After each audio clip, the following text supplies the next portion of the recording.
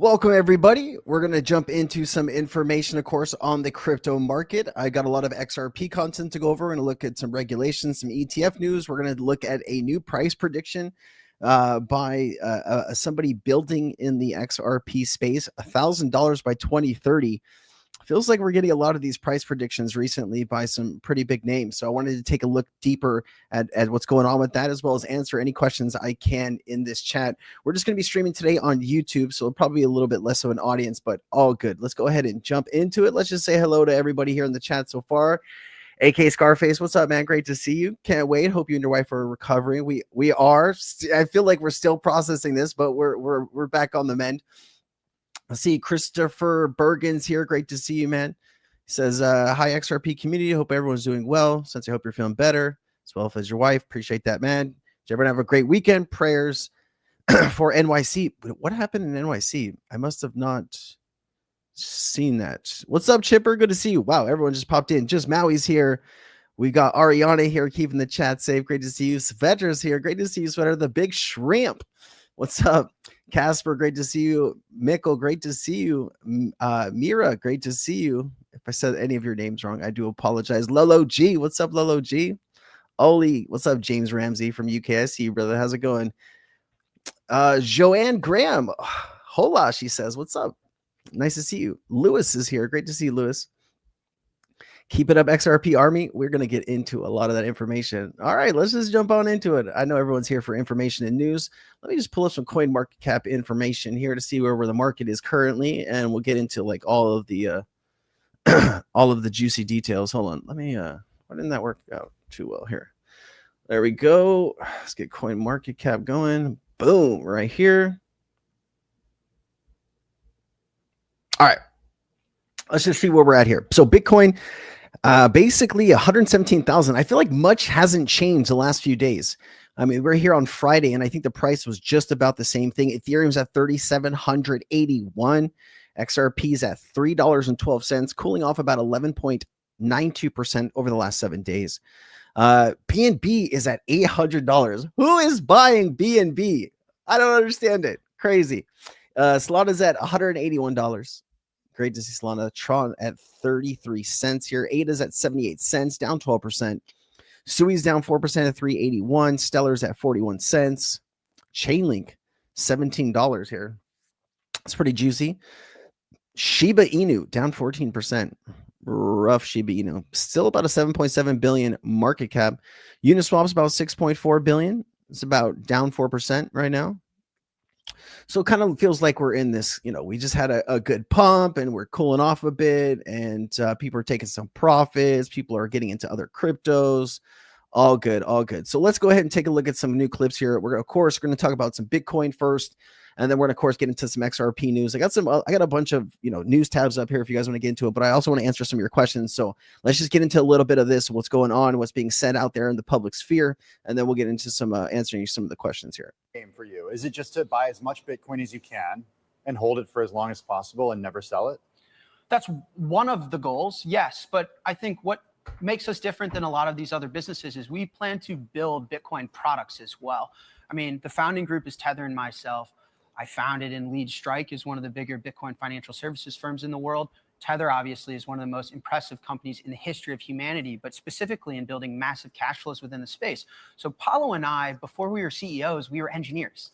We built a lot of products. And so we plan to not only acquire as much Bitcoin as possible, raising capital and all sorts of deep capital pools, but also build products, build technology, build tools. I think when people eventually think of 21, are they a competitor to Coinbase? Are they a competitor to Strategy? For us, why not both? We think we have that potential. Do you envision a future where Bitcoin treasury companies such as Strategy, Mara, and you guys end up buying so much Bitcoin that there really isn't actually much left out there on the open market for people to trade? After all, it is a fixed number of Bitcoin, so no more will be created once it reaches that number. That's it. Right. You know what's fascinating about the asset, and it's not intuitive because it's so rare, is that, to your point, it is definitively scarce. So if everyone in the world wanted an iPhone, Apple could make more. If everyone in the world wanted a McDonald's cheeseburger, McDonald's could make more. The fact that Bitcoin cannot increase its supply means the new supply comes from the market. If you want more Bitcoin, you don't go to the Bitcoin factory to get one. You have to go up in price. Is there enough Bitcoin for me at 120,000? No. Okay, 130, 140, 150. So I tell you what, there's always Bitcoin available. Just depends on what you're willing to pay for it. And so what I think will happen is this price will continue to discover higher because Bitcoin is the scarcest thing. It's inelastic to the amount of demand that searches for it. Did he answer the question? He didn't answer the question, did he? He kind of skated around, he danced around, he said everything else, but he didn't answer the question directly. At what point are, retail people priced out? If I kind of feel like, what retail investor is like signing up to buy Bitcoin at 120,000 bucks? Are they going to be the same people buying Bitcoin at 200 grand or 500 grand or $1 million? The issue here is, this was a very good point brought up that we haven't really discussed on the channel, but what happens when all of these institutions buy up pretty much the majority share of the Bitcoin? Bitcoin just won't be traded, right? Because if these people think they should buy Bitcoin and never sell it, right, just hold on to it until indefinitely because it's always going to keep going up in value, there's really not going to be a market for Bitcoin, right? Market, you need this free trade. You need people buying and people, willing to sell. And if some of these institutions keep locking in all of this Bitcoin, and now they want the governments to come in and buy Bitcoin and lock that Bitcoin up, there's going to really not be like, so what's really funny here? The same situation, right? Where the Bitcoin community attacked the XRP community, basically saying the government is not going to buy your XRP, right? But aren't they asking for the exact same thing they kind of just tried to crap all over us for? Right? Because aren't they saying that governments around the world are now going to want Bitcoin because this is scarce? I don't know, man. I'm feeling like I'm being sold the same thing here, just under different names. I don't know. What do you guys think in the chat here? I don't know. What do you think about this? Fartcoin is the chosen one. You are. I don't know anybody buying Fartcoin right now besides you, my friend. Oh man.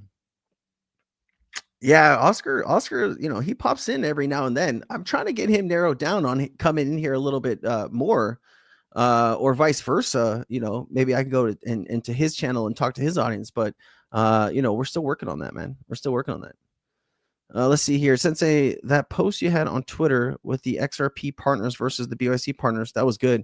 I know my team's been, working to post some better content too, man. We've had a long conversation recently about, doing a little bit better content and just maybe stepping it up a bit. So I think that's what you're seeing as well. But I don't know, man. I just think it's weird that Jack Mullers is the gentleman kind of saying one thing and doing another thing behind the scenes. All right. I thought this was interesting. CNBC expert. I think on the last program, I said Bitcoin would go above 200,000 this year.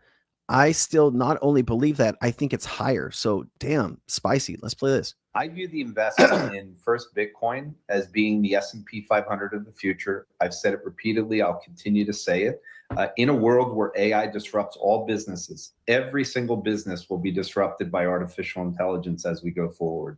I just don't feel people have spent enough time on it. What Bitcoin represents is something which is outside the current system. It will continue to gain strength. I think on the last program, I said it would go above 200,000 this year. I still not only believe that, I think there's higher highs for it going forward. I think this is something that people at least need to focus on as a small portion of their portfolio, if for no other reason that I think from a standpoint of what is a certainty going forward, the current existence of the framework we have in capitalism is changing going forward. And if people don't believe it, they need to have some sort of a hedge. And Bitcoin and Ethereum themselves are at least combined a good way to do that. Interesting. I had talked about a article that was posted recently. I can't remember what institution posted it, but they were talking about how retail kind of feels priced out of most of the, the top few crypto assets, right? You have Bitcoin at 117,000. You have Ethereum at $3,800, and you have XRP at $3, right? And so the brand new people getting into the crypto space, and they want to, let's say, buy a top 5 crypto asset. Are they going to choose to buy Bitcoin at 112,000 bucks a token?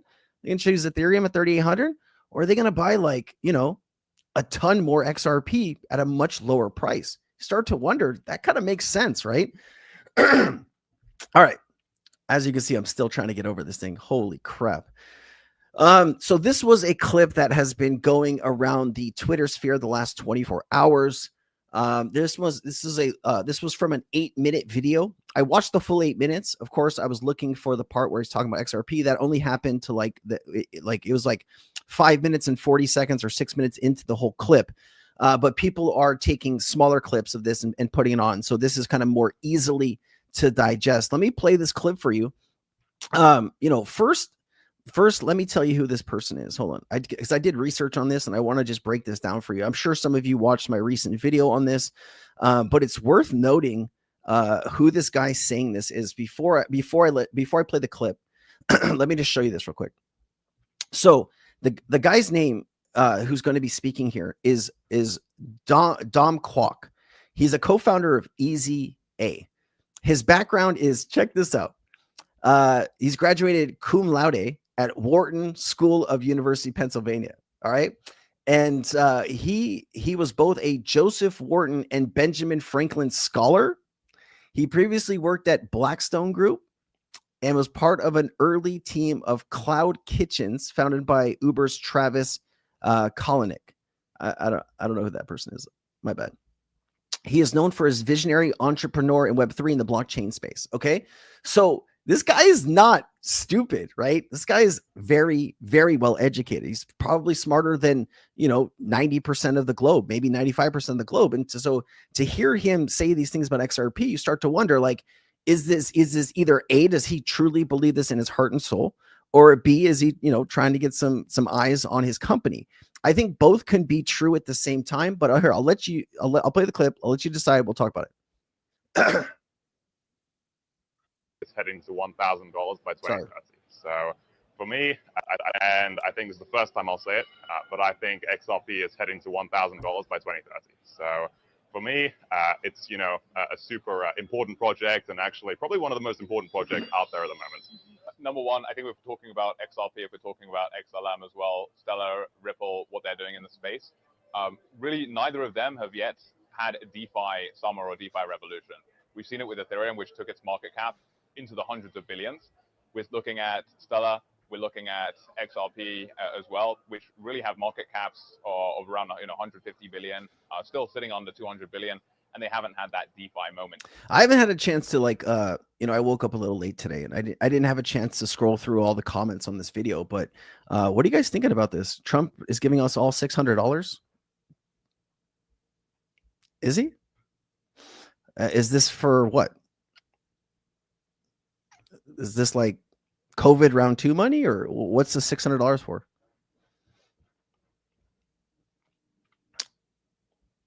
Jerome Powell won't lower rates until he finishes his term. Trump knows it. BlackRock knows it. They're all playing the same game for next year. Well, I think if you listen to the statements that Jerome Powell has made, right? So let's try to take the politics out of this. Okay. What is the job? What is the job of the Fed? The Fed has two jobs. Okay.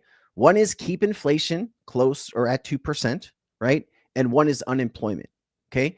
If both of those things are going up at the same time, inflation and unemployment, their mandate is to work on inflation. Okay.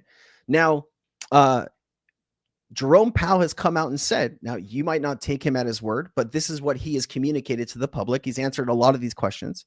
And he said the reason he hasn't lowered rates is because of Trump's tariff agenda. Okay. Now you got to remember, these tariffs are going to be some of the highest tariffs we've seen in decades, right? A lot of businesses are really worried about paying an additional 10, 20, 30, 100%. Whatever pillow he decides to wake up on. And, if he feels that a country has said something that he doesn't like, he will put just a ridiculous number of tariffs on those countries. And those tariffs are inflationary. And as you've seen over the last few months, inflation has ticked up and ticked up and ticked up. So is the guy doing the job that actually Donald Trump put him in there to do? Remember, Donald Trump was the one that gave Jerome Powell his job. So if you're criticizing Jerome Powell right now, aren't you criticizing the decision Trump made to put him in the job? I'm just trying to figure out where some of you guys are at, because you can't have your cake and eat it too. You can't say this guy is an idiot. If he's an idiot, why did Trump put him in the job? I think if you look at what institutions like Jamie Dimon and Brian Moynihan, people said about Jerome Powell, they hold that guy in a very high respect. And he did do a great job during COVID. If you guys don't remember that, the US was able to bring down inflation faster than most other first world countries. If you want to go look at the data, we can do that right now. So, I get that some people have personal feelings, right? And want to be there for the president. But, if tariffs weren't a thing right now, if Trump didn't kind of go down this road of tariffs and taxing, American businesses, you probably would have had, they would have dropped rates already. Anyway, I'll let you stew on that. Anyone want to talk about the XRP clip? Tariff rebates? Oh, so hold on a second. Hold on. Let me just better understand this. Let me better understand this. So Americans are taxed an additional hundreds of billions of dollars on products they're going to buy. And to make up for that, we're going to print even more money to give Americans a $600 rebate on something that we didn't need in the first place? Seriously? Okay. I mean, if you guys think this is a good idea, I don't,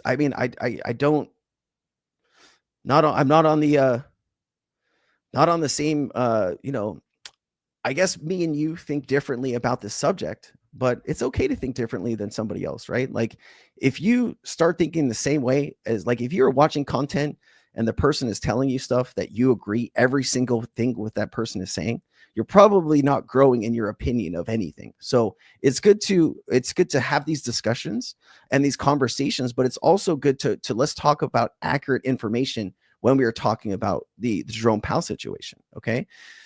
All right.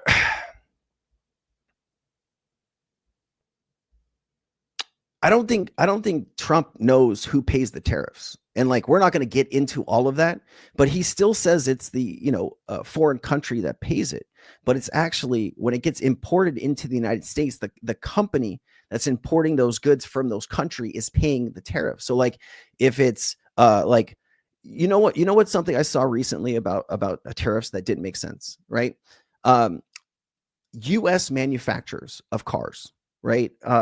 They have already lost, I think, what was it, $1 billion in the first quarter? I think it was a GM lost $1 billion. Or was it Ford? They lost $1 billion already due to higher tariffs. And then Trump made a deal with Japan, and the tariff in Japan, the tariff that American auto manufacturers are paying from Canada and Mexico is 25%. Okay, but Japanese car manufacturers get to pay 15% tariff. So now Japanese automakers who bring their cars into the United States are paying a lower rate than American companies in the United States producing cars with our neighbors. I don't know how that makes sense. But if you guys think that's a good idea, okay. But that's still affecting now American companies and giving foreign companies a leg up over American companies. So, tariffs are a slippery slope, and we can talk about this until we're blue in the face. But it's a very politicized issue, and I don't think I want to spend too much time on this today. But yeah, if we're getting $600,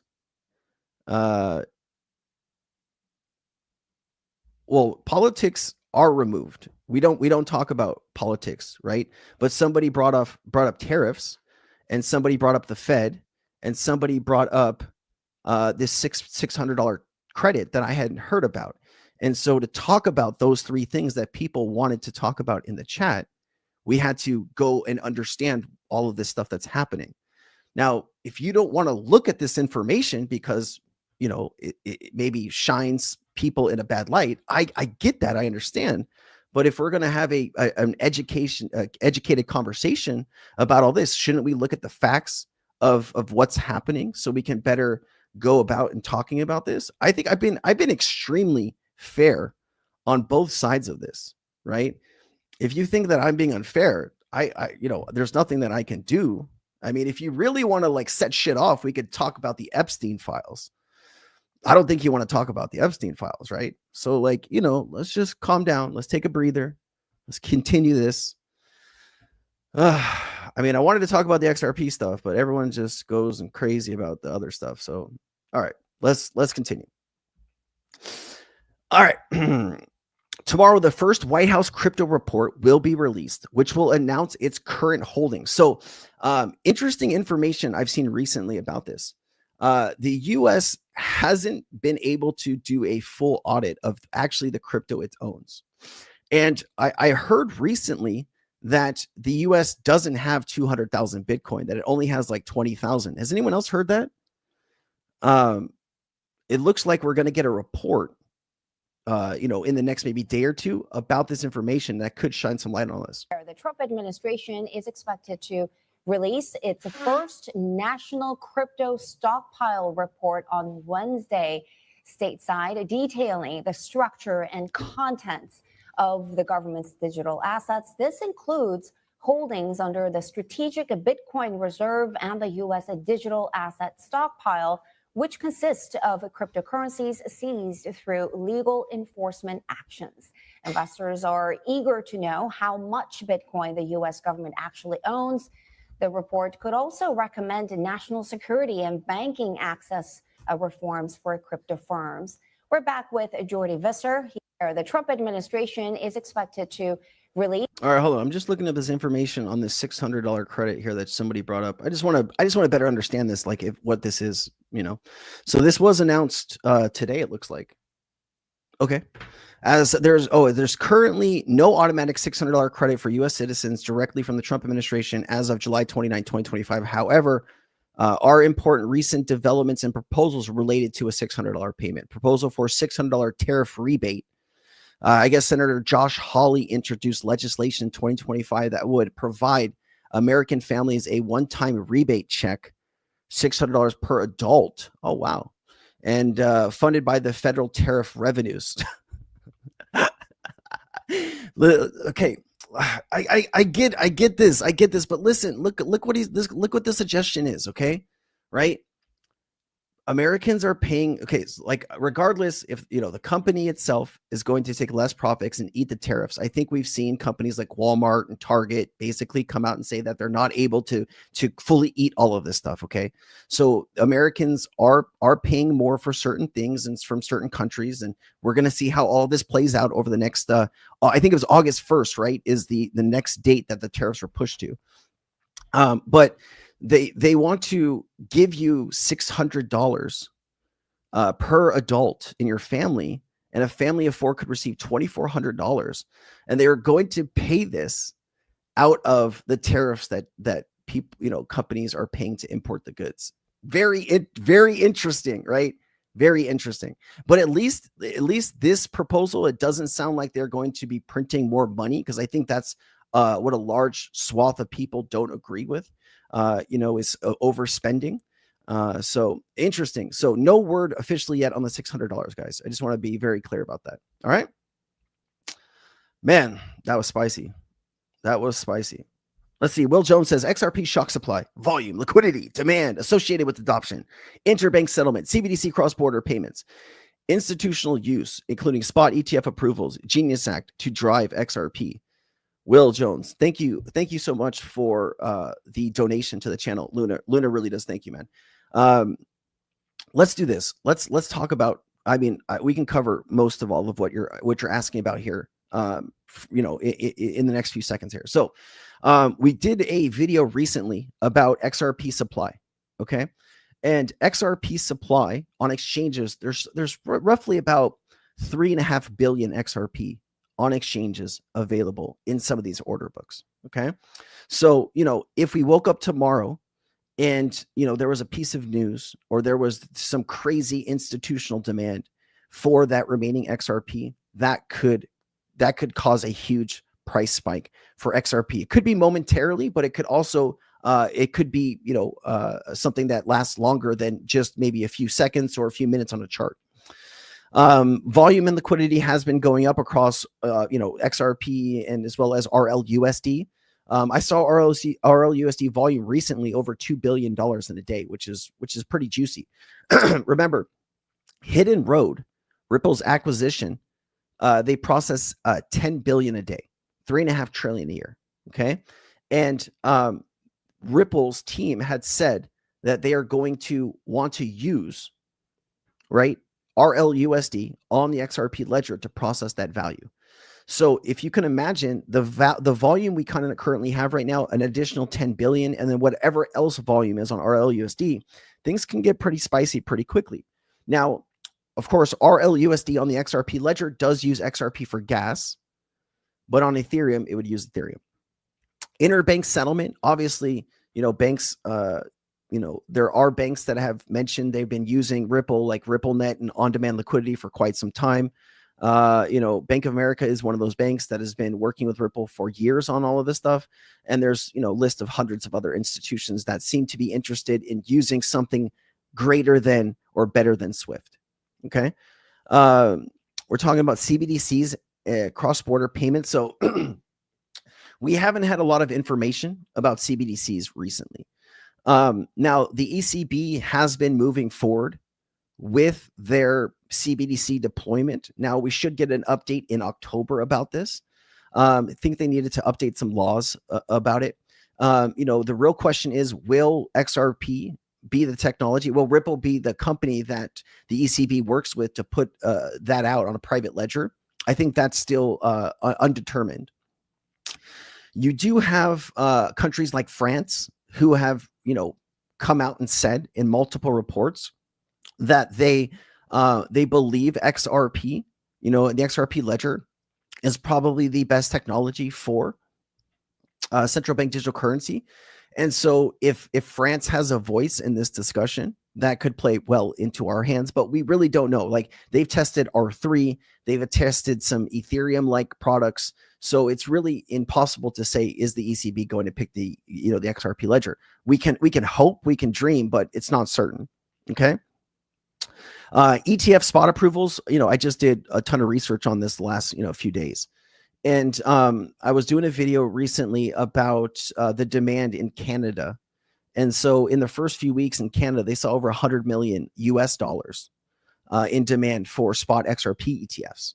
And so, when it comes to a market cap multiplier, that really only, really is only there when it comes to inflows that require you to, you're putting in cash money and you're buying XRP off the open market. So if there's a huge demand really quickly for XRP spot ETFs, the institutions will need to fund those funds, those ETF funds, with actual XRP for the funds. Okay. Now that would either create new buying demand, or maybe, there are people that believe that some of these institutions already have an NDA with Ripple and XRP spoken for. We'll have to see how that works out.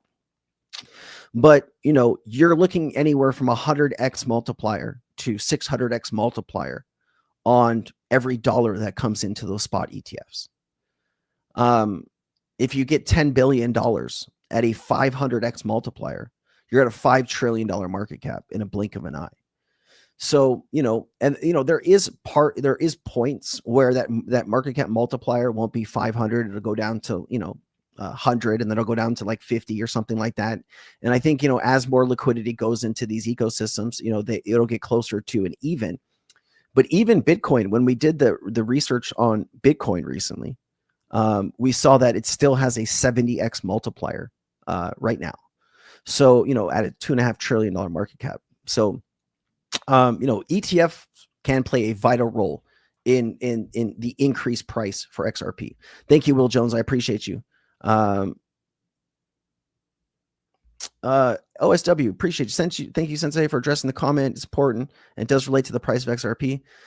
Guys, I try to be as fair as I can. All of these subjects are hard to talk about, right?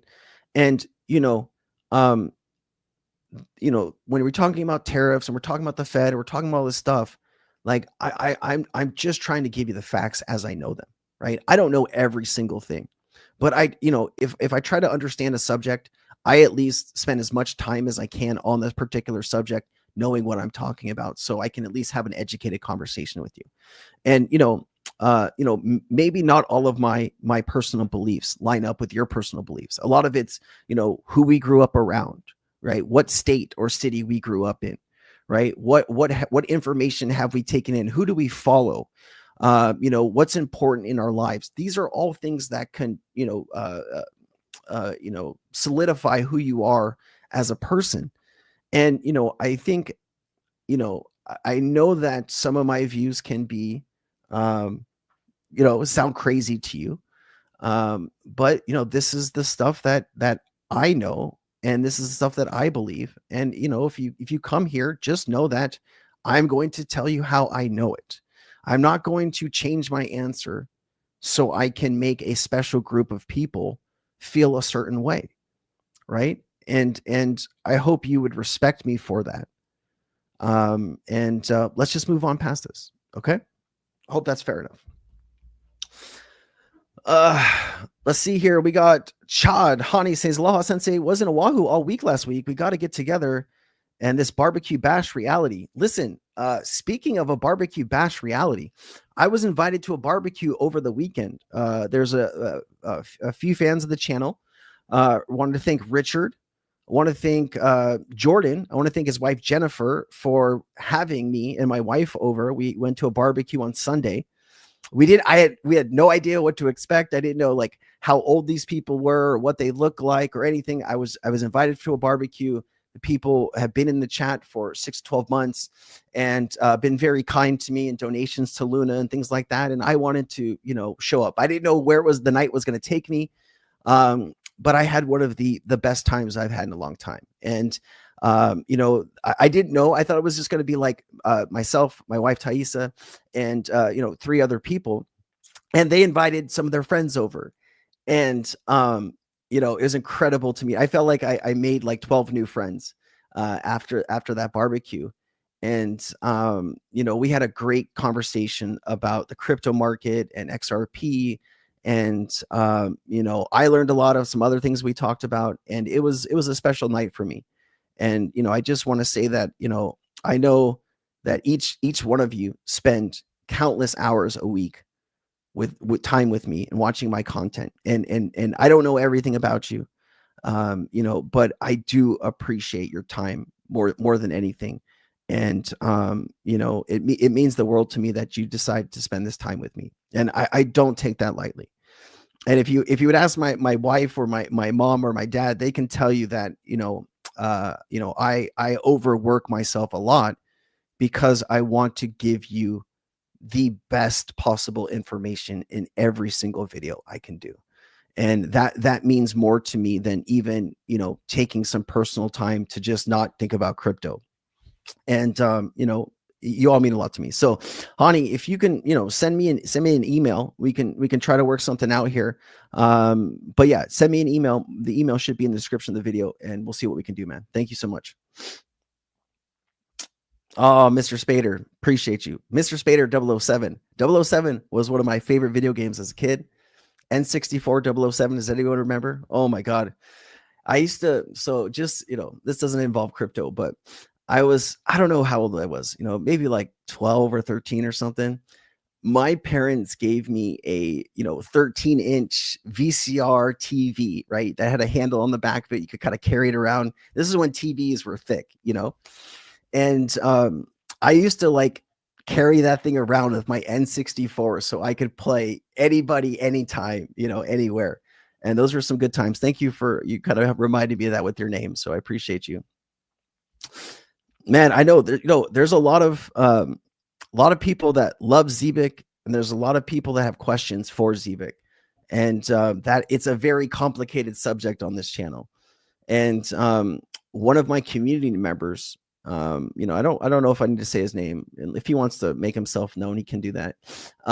He's been sending me a lot of information that's brought up some concerns around, Zeebic's team and the location of certain things. And I'm still trying to research all of this so I can better talk to you about it. But there have been some things that kind of were brought up that are a little questionable. So we'll have to talk about those at some point here.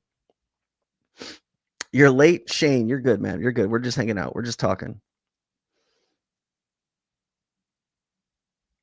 Time is one of the most valuable things we have. I appreciate that. Yeah, guys, if you can hit the like button, I really appreciate it. We're just streaming on YouTube today. We usually stream on Twitter and on YouTube at the same time, but I just wanted to focus on YouTube here for a bit. Nintendo 64, man. Yeah, fire. There you go. See, Lala knows what's up. Hey, Sensei. Hello from Australia. Great to have you here. Jazzabar. That is a great name, man. Yeah, 007 4-player, yeah, compatibility. Played that shit forever. Yeah, man, that was good too. Super Mario. Yeah, man. I think a lot of people are right here in that same age range that, you know, had some good times. Definitely. All right, let's get back into this. I got some stuff I want to show you. So, you know, Brian Armstrong, he is the CEO of Coinbase. Okay. And I watch this podcast a lot. This is like the Ryan, this gentleman here, this guy here, he interviews all kinds of really interesting people. You know, some of them are like military contractors. Some of them are previous soldiers. And he interviewed Charles Hodgkinson recently, and then he interviewed Brian Armstrong. And one of the conversations that was brought up during this, you know, several hour long interview was quantum resistance and cryptocurrency. And this is just a small clip of the larger conversation, but I thought this was very interesting. And I'm actually spending time, you know, this is like I think it's like a 5-hour interview or something, a 4-hour interview. So I'm still watching the whole thing because, you know, it's hard to sit down for 4 hours and do anything. But let me just play a little bit of this. I'm going to turn the air on a little more here, and we'll get into this. The questioner kind of asked about quantum as well. And there's this whole kind of area of research around post-quantum cryptography. You know, for people who don't know, that quantum computers are this new type of really powerful computer that can theoretically break a lot of encryption that's out there. And if this happens, it's bad for crypto, but it's also bad for a whole bunch of other things that we use encryption for, you know, like pretty much everything. Yeah, banking, you know, financial services, military uses tons of encryption, everything. So basically, there are post-quantum, you know, cryptographic algorithms that are out there that people can upgrade to. And the cryptocurrency blockchains are currently they have proposals that they're looking at about how to upgrade these. I don't think it's going to happen in the next 1 to 2 years, but maybe the next 3 to 5 years, it's important that we get that done. The US government, by the way, they publish standards on this through an organization called NIST. I forget the exact what it stands for, but there's the government has a role here to play to help industry update to these common post-quantum cryptography or PQC type standards. So Coinbase is, you know, if you're storing your money with Coinbase, we're going to help you make sure that it's quantum resistant as these computers come online. So you think quantum computing will come into play in about 5 years? Well, let's say I'd want to make sure we had a solution in place before then. It might take 10 years, but I'd rather have this solution in place ahead of time, because otherwise, if China or someone gets one of these things booted up, we might just start seeing money moved unexpectedly, or communications get decrypted that should be sensitive. We might start seeing bad things happen. So it's the kind of thing you'd want to get ahead of. All right. If you want to see this full interview, it's actually the Sean Ryan Show. Let me just show you this guy's YouTube, because, you know, he interviews a lot of really interesting people. And this is like one of the channels I spend some time with watching. Let me just show you this. Yeah. So this is the gentleman here, Sean Ryan Show. And my man's got 4.6 million subscribers. So he's been doing really well. You know, he interviews all kinds of just really, really interesting people. And it's one of my more favorite channels to watch. So I hope you guys do check that out. Let's see, man. We got a $10 super sticker here. B Smith, always a pleasure, man. Great to see you. I hope you're doing well. If you had a question or anything like that, please let me know. I'll try to look out for you in the chat. But Brent, thank you so much. Nathan says IBM quantum computing might power the quantum financial system. With the bank ties they have, purely speculative at the moment. Through, although just something that I'm keeping an eye on. I think quantum computing is something that we all should be paying attention to. You know, regardless of what our you know, what we think about it or what our expectations are for it. It's already here, right? And man. You know, it was interesting, man. And I'm going back to the Sean Ryan Show. I don't know what it is. Like, this is another topic that they were just talking about. He interviewed some guy I don't know who the person is, but they were talking about China. And China is actually on the dark side of the moon mining this new mineral or whatever that you find an abundance of on the moon. And that mineral, I can't remember what it is. I do apologize. But that mineral does allow quantum computers to run at this certain temperature that it needs, so it doesn't like have errors and things like that. And it was interesting. I'll have to see if I could find that video, but I don't know, just something. Sometimes I spend some time on this. Richard's here. What's up, Richard? Great to see you, man. How you doing? Yeah, dude. I watched that, man. I watched that, a lot of that interview. That was a great interview, man. Charles is like wicked smart, bro. That guy's wicked smart.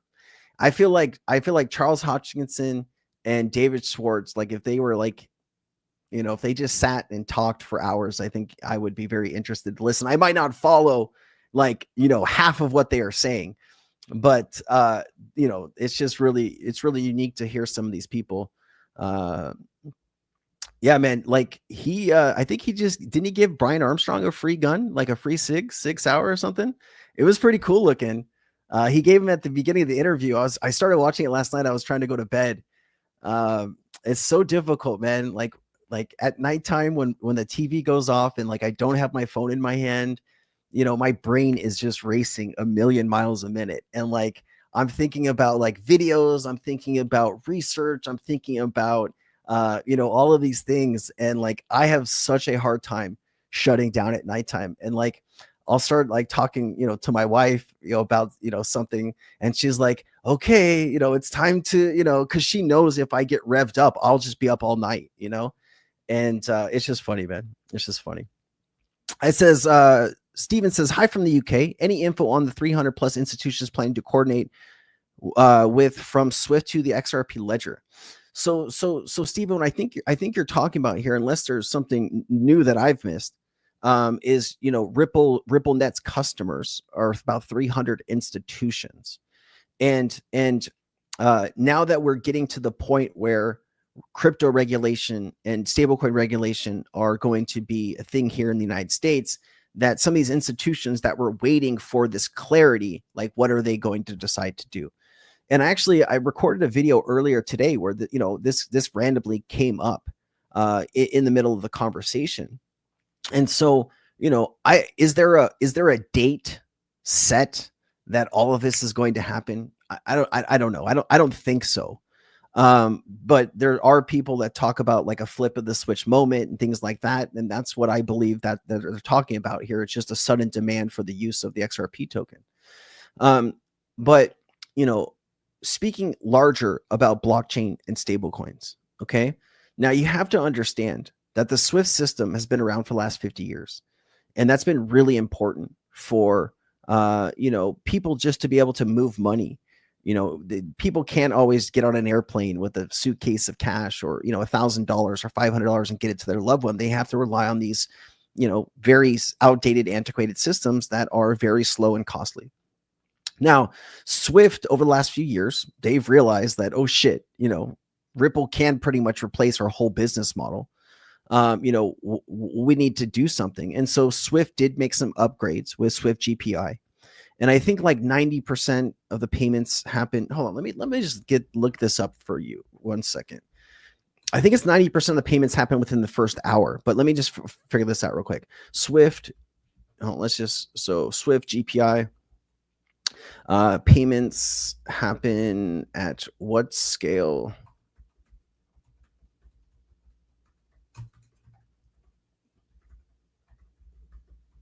How much payments take? How many of these Swift payments use GPI? All right, let me just see this. I think it's 90% under an hour, but let me just verify this, okay? Over 1 million Swift GPI payments are processed per day, more than 300 to 355 billion. Lightning fast credits, around 41% of Swift GPI happens within the first 50 minutes. And then same day settlement. Okay, so that's what it is. Okay, so 100. So it's weird. It says 41% and 60%. Okay, so same day settlement, nearly 60% of all credit within 30 minutes. Okay, so yeah, like it is a high portion of these payments happen within the first 30 minutes or an hour. Now, the issue here is, sure, you can speed all this up, right? The messaging happens more quickly, but you still have pre-funding, right? The Nostra Vostra accounts, and that requires a ton of liquidity in all of these different banks locked up around the world. It's basically like stale money, right? And then you also have how much it costs to use Swift. And so, Brian Armstrong was, being interviewed by that Sean Ryan guy, and he had brought up, a question about USDC and stablecoins. And he gave an example, Brian Armstrong did, about grocery stores. Grocery stores don't usually have huge margins, okay? And he gave an example of, some grocery stores have like a 5% margin on a lot of the stuff that they sell.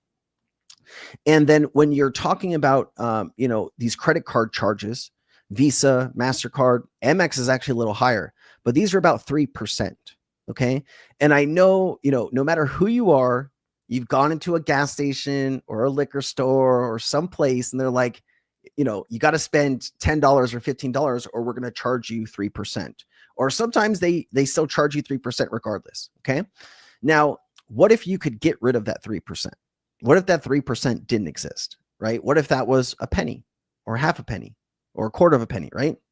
And so you start to realize that businesses and not only can you speed payments up to happen instantaneously, which, it's not a huge deal if you're having payments done within 30 minutes or 5 minutes, not a huge deal, but the savings will be astronomical. Okay. And so at what point do these banks have to adopt this technology, right? Because let's be honest. If you're a bank and you've been around for 100 years or 150 years, there has been a lot of changes in technology over that time. And the reason that you're still a bank is because you've been able to adopt that change, right? Especially that resistance to that change. You've been able to identify, where this technology is going, what technology you probably should be working on, and what are the benefits are going to be for your bank, right? And so you start to wonder, when are these banks going to make these changes? And I think at some point their customers will demand it. And so, when will that inflection point come? Feels like it's going to come soon. But I still think it still could take a few more years. Like, if you pass crypto regulation today in the United States, still take like 18 months to go into like full effect, because you have to give these banks and institutions time to, get all this stuff figured out. Could they speed all of that up and happen instantaneously? Sure. But, these governments and banks are not on our timelines. They're on their own timelines. And so, you do have this adoption of Swift messaging, right? Doesn't really have anything to do with crypto. It's a messaging system, a new messaging standard. You can use crypto as part of that, enriched, enhanced data to move value instantaneously. Absolutely. Right. And I think I even saw Ripple is trying to get RLUSD, like the first ISO compliant stablecoin on the planet. And so, that should be pretty cool. But that was a long-winded answer about your question, Stephen. I hope it was good for you, man. Let me just go down here. But hasn't Santander already so Santander, I believe, was it called like PayFX or whatever? Hold on, I looked this up on a video recently. Santander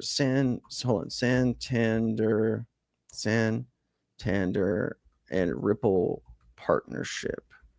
What is the technology called they built in, was it 2018? Was it 2018 or 2019? Let me just look. One PayFX 2018. Yeah. So excuse me. Still trying to get through this, man.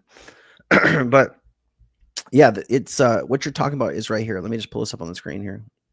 This is what you're talking about. One PayFX, blockchain-based international payments service that enables customers to make cross-border money transfers quickly, with greater transparency and fees.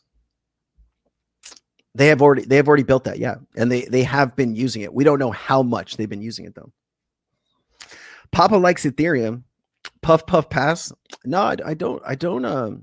You know, I am from California, and so like for me to get up here and say that like weed's bad, I've never smoked weed, I've never used weed, that would just be, you know, lying to your face, right? But not recently. I quit smoking, vapes long time ago, and you know, don't use too much weed. I do use like CBD and stuff like that for pain, but it's not from that, man. It's been really sick the last few weeks. Instead of taking like time off like a normal person would, I worked all the way through it. What's up, Steven? Good to see you, man. Thanks for being here. Business pressure. So Turk has a great point here. Business pressure will force them to adopt crypto. I think Turk's absolutely right. Just identifying when exactly that time will be, that's hard. And like, you know, I did a video yesterday. I did 5 videos yesterday. I was working all day on content. And there is Tony Edward from Thinking Crypto. He put out, let me just show you this post. Let me get this post. I want to talk to you briefly about this. Tony Edward, Thinking Crypto. Okay, so Tony Edward yesterday, he put out, where is it? Was it yesterday? Hold on. Excuse me. Man, I thought he had a post recently about Warren Buffett and yeah, here it is. Okay, so I'm not crazy. It was yesterday. Man, Tony Edwards is a postaholic, man. That's great. So he posted this, that Warren Buffett once again is in a huge cash position, and usually Warren Buffett goes into these huge cash positions ahead of crashes or bear markets. Okay. And he says, I see a lot of people saying that the bear market won't come for crypto because of legislation, ETFs, or ISO 20. He missed it too, but all good. Whatever else narrative they dreamed up, history is not on their side. Markets move in cycles, and these people clearly don't understand how markets work.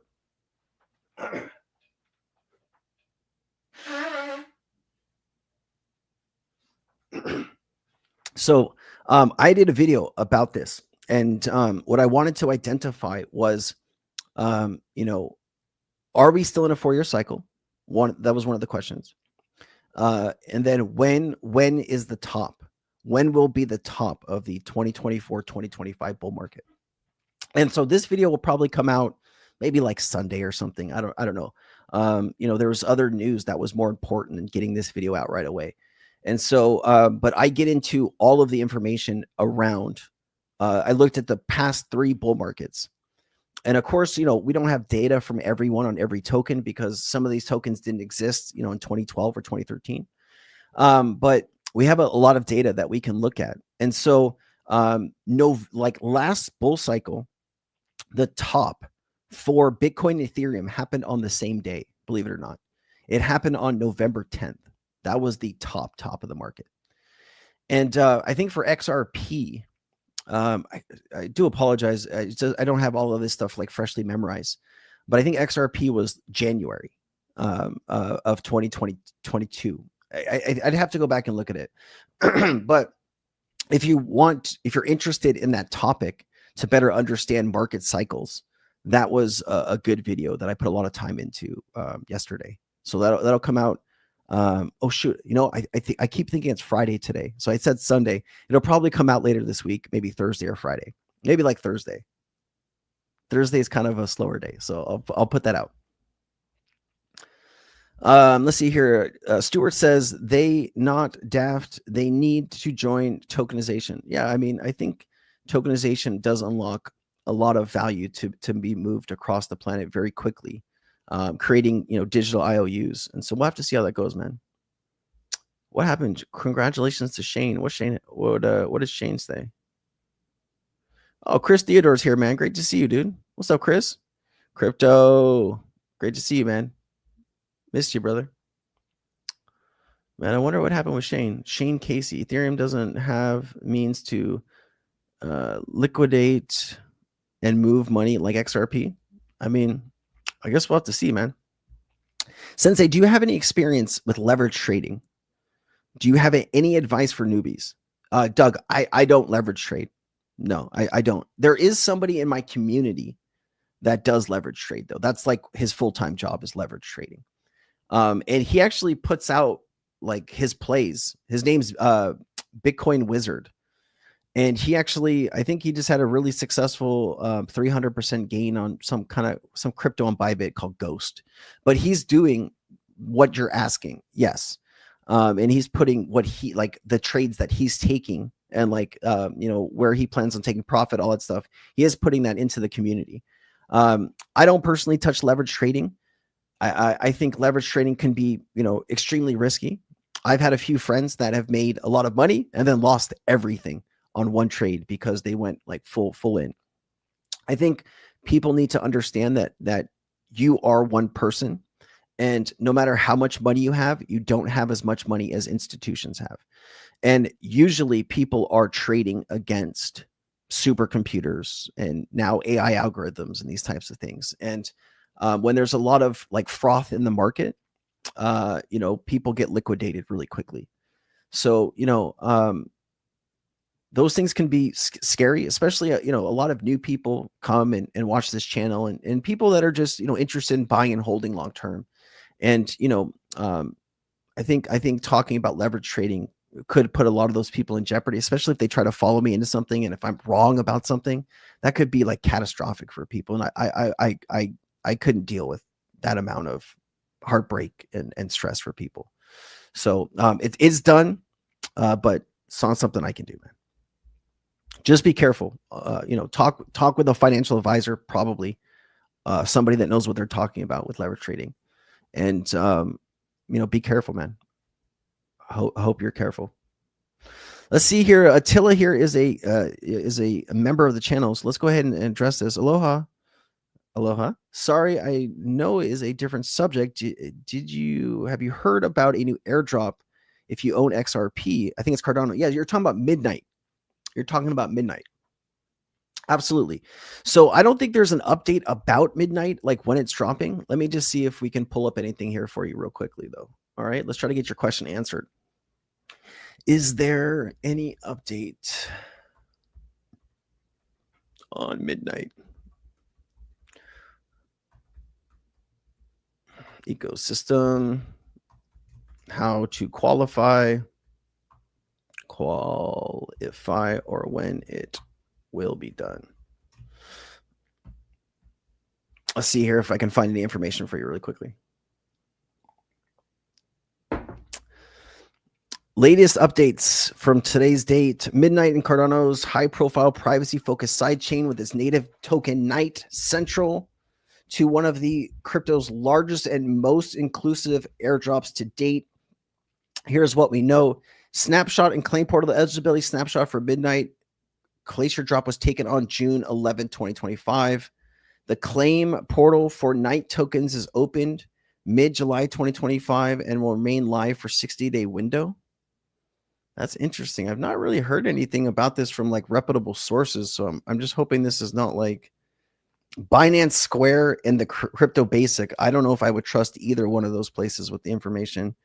I don't know. Has anyone heard anything about this from reputable sources in the XRP space? I haven't seen anybody talking about this, which is very strange. I just be very careful. Like some of these like off news, I don't know if we can call them news, like off. They post a lot of like AI content. They post a lot of content that's pulled from random accounts on like X. And you just need to be careful. Like I would only trust something from like the Cardano team on that. I haven't seen that yet, but I will try to find some information for next stream about it. Okay. Is that fair? AI confirms SHS will be moving 90% of ACH payments by November. Lonzo, you really think that one cryptocurrency is going to move 90% of anything by November? Alonzo, I will bet you anything that doesn't happen by November. 90%. Listen, if SHX was going to move 90% of anything, would the market cap still be? Let's find out. What's the market cap? SHX. 115 million. I don't know. Hard for me to believe, Lonzo. Hard for me to believe, man. You know, 24-hour volume is only 1.86 million. It is up 23%, but the token's down a little bit right now. Hard for me to believe that, you know, insiders are not like, this is not into the billions of ready, especially if it's going to take up over 90% of any market. You would think that some insiders would be telling their friends or their families, and people would just be FOMOing into the token. I own SHX. I would love for you to be right, man. I would love for you to be right. I just don't know if I can hang my hat on that right now. But if you come across anything that you think is valuable that you want to send to me, you can send it to me on X, or you can send it to me through an email. And if it's not like a bunch of links, I'll take a look at it. I just don't click on a bunch of links that are randomly emailed to me, because people be sending you some shady stuff, man. Well, soon enough. Hey, man, I would love for you to be right, Lonzo. I would love for you to be right, man. Where did you hear this? Like, you know, did you read it from somebody somewhere? Did you hear it from somebody? You know, like, I'd love to better understand. Maybe you can't share all of those details, but what can you share, man? Like, do we just take your word for it? Is there a way that we can see this information ourselves? Because I'd love to take a look, man. Well, SHX is the Nacha website chosen for SHX payments. Okay, well, let's I think we can verify some of what you're saying here. Is there any information about SHX being used by Nacha this November? Let me see if we can find something, my man. There are credible indications that SHX Stronghold token will play a significant role in Nacha activities by April 2025. Multiple sources mention that as Nacha member, SHX is positioned. Oh my God, look at this. This is where you're getting it from. Where are the sources, though? Okay, so one of them's an X post from somebody on X. Another one is the same person posting on X. And the other one is a different person posting similar information on X. Okay, so this is where they're pulling the information from. They're pulling it from this person, non-financial advice, with 1,300 followers. So, man, and there's nothing else from any other reputable source. It's just like, this is the issue, man. Like, your source is a 1,300 person Twitter account that says not financial advice, right? So, like, you know, the source isn't the government. The source isn't, you know, an insider at BlackRock. It's a person that is not doxed on Twitter. You know, we don't know what their financial background is in SHX, right? That could be the main token that they own. And, you know, their job is to make as much money as possible and get people to get into it. So I would need to see something from something a little more reputable than just a Twitter account. But, you know, hey, stranger things have happened, my man. Stranger things have happened. I appreciate you sharing that, though. It's good to look into this together so we can all kind of, you know, get to the same conclusions and see where we're at, man. But I appreciate you sharing, man. Please, always feel free to share this type of stuff. We'll look at it together. We'll take, you know, and I'll give you my honest opinion. And remember, like, I'm not right about everything, but I'm just taking a look at it and calling it as I see it in real time. Obviously, there might be a lot of data points that I'm not looking at, or as posts that I'm not looking at, but you know, I would need more than just a random Twitter account telling me something. Hey, Chris, it's Scott from the Big Island of Hawaii. I just got out of shoulder surgery yesterday. They repaired a rotator cuff. Scott, man, are you okay? Did everything go as planned? Hopefully you're on the mend, man. When I had my hip, you know, outpatient hip surgery or whatever, the recovery was a lot longer than I thought it was going to be. Because I've had a ton of surgery on my legs. You know, I had a tumor in my arm. You can see, like, there's a scar right here in my arm here. I had a tumor here. When I was 18, I was like, man, I got this muscle growing here. I was like, oh, this is great. Like, yeah. And then I was like, oh, wait, that muscle's moving around. I was like, this ain't right. I went to the doctor. They're like, oh, yeah, that's a tumor, sir. I was like, okay, all right, fair enough. They took that out. That was easy to recover from. But the shoulder is, you know, there's a lot of motion happening there. Just, you know, do PT, man. I can tell you that, like, PT has helped me in ways that I can't even comprehend. So make sure you do your PT, man. I hope you're on the mend, brother. They got it from CNN. They never lie. Yeah. Like, listen, CNN, MSNBC, Fox News, all of these networks have agendas. They all have agendas. Okay. Take anything you hear from these places with a grain of salt, right? Always good to, if you're hearing something from them, re-verify it with another source. But yeah, everybody has an agenda, especially in mainstream news. Just gotta be careful, man. It's on the Nacha website. All right, now I'm gonna go look for it now. Do you have like a direct link, Lonzo? Let's go take a look, man. You know what? Let's take the time. We'll see if we can find this together here, man. I'm gonna give you the benefit of the doubt here, man. Let's just go take a look here. Maybe I can go like Nacha website SHX. Is that gonna bring up something for me?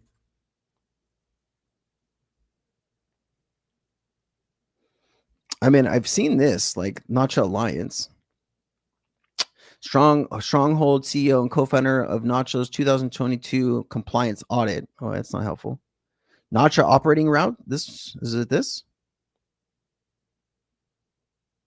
This is what you're talking about. Stronghold is a preferred partner from the Nacha Alliance. Got it. So this is what you're talking about. But here, there's a preferred partner list. Okay, so all of these are preferred partners, though, man. So like, why is SHX different from any of these other companies, right? You have ACI Worldwide on here. They process trillions of dollars, right? MasterCard, Plaid's on here. Fiserv, I've seen that one too. Can't remember what it is though. Stripe, Visa, Stronghold. Let's see, ISO compliant here. So like Modern Treasury's ISO compliant too.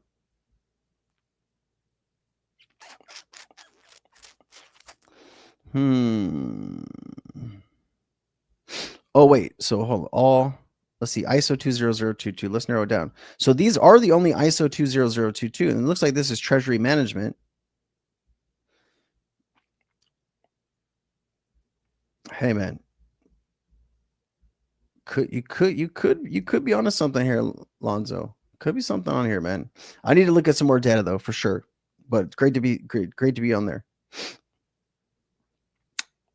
Oh, dude, everything in crypto could be crypto. Wendy O is pushing that too. All right, well, at least I know where to go look for some information. But man, if you're right, maybe we can make some money this cycle. That'd be great.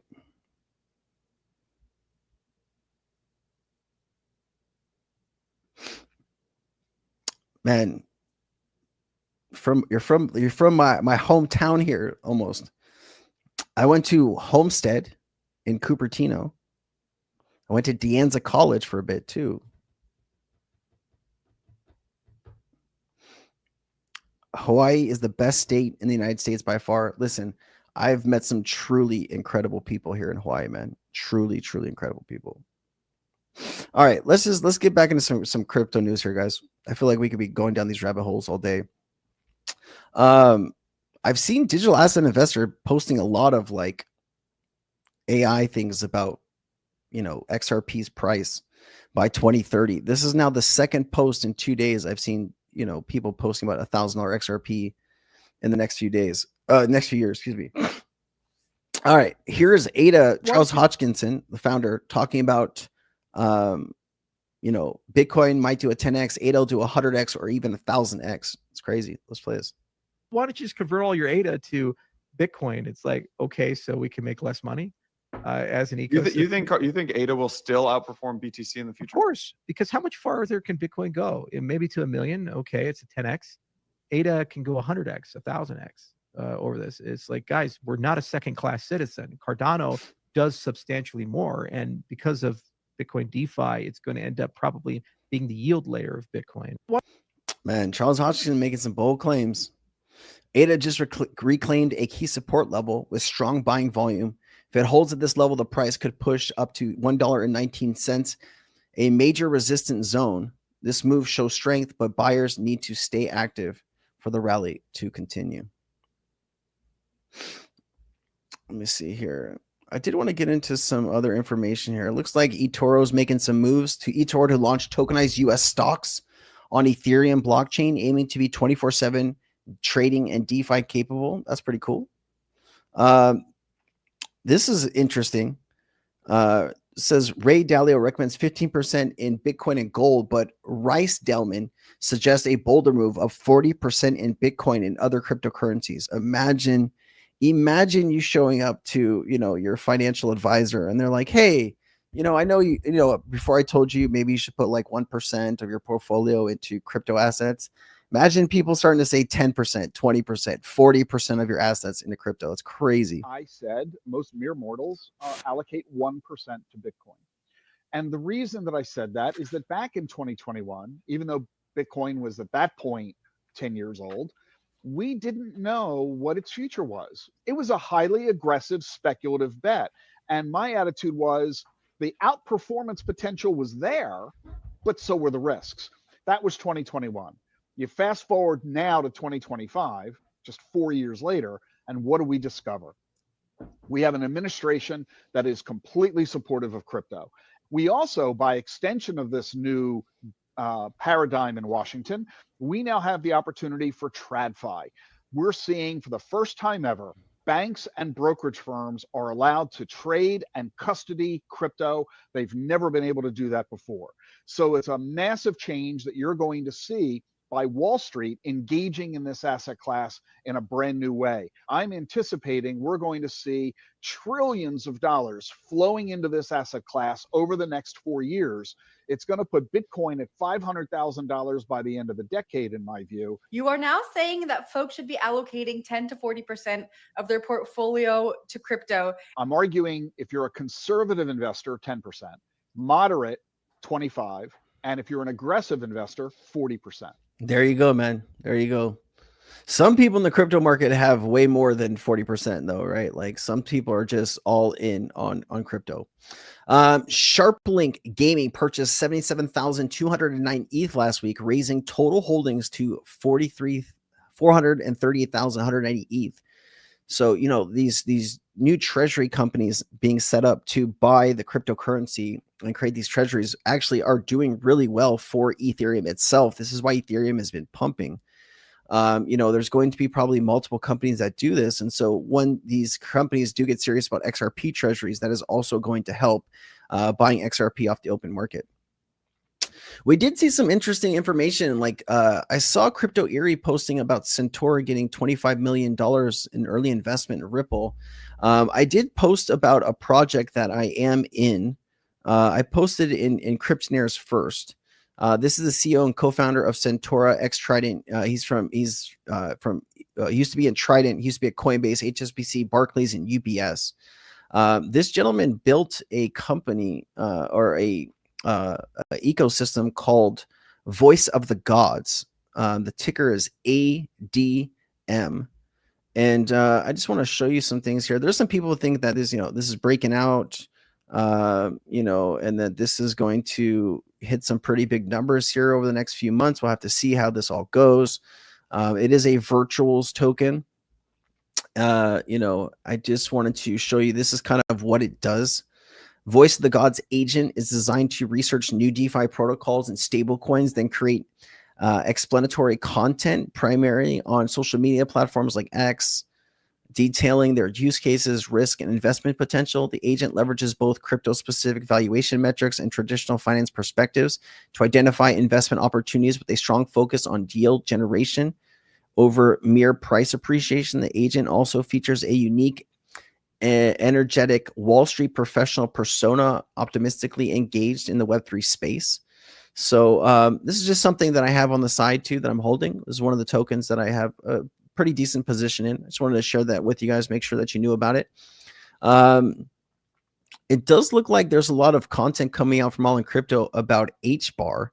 HBAR is sitting right now about 26 cents. There is some information here showing that HBAR bulls Golden Cross incoming, where this could spike the price up even further. I did want to play a little bit of these clips here for you guys. Let me go ahead and play this one first. The world will be tokenized. And I think this is clearly the direction that we're moving. It's for the same reason that the world went from storing all their information on paper to storing it in databases. It's more efficient, it's faster, it's less bugs, it's more widely available.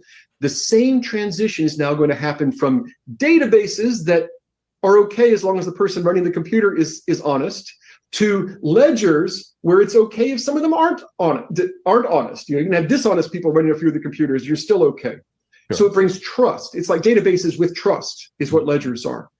Everything of value will be tokenized because then you can buy and sell it very fast, very cheap. You don't have to have a trusted third party, an intermediary that, I want to sell you my house. I don't have to give him my house and you give him the money and then he swaps and gives it. No, you just do it automatically on the ledger in a few seconds for a tenth of a penny or thousandth of a US dollar.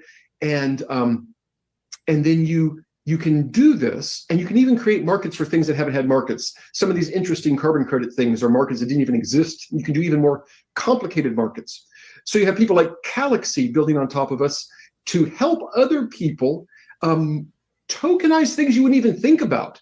Like an entertainer can tokenize the ability to vote on what shoes they will wear in the next basketball game, because that's a huge collector's item. But now they can give feedback and have influence on that. Or you can tokenize the ability to have lunch with a famous person. All sorts of things that markets can't exist for right now. Items in games, the magic sword or the gold coins in the game, or your avatar, or a designer handbag. All those things can be tokenized and they go from game to game.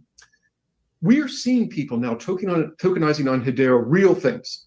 So real estate. I talked with a woman who has tokenized her house on Hedera. And the idea is that you have this new model that hasn't existed before, where instead of going to the bank and getting a mortgage to buy the house, you sell little pieces of the house to lots of individual people who then get your rent.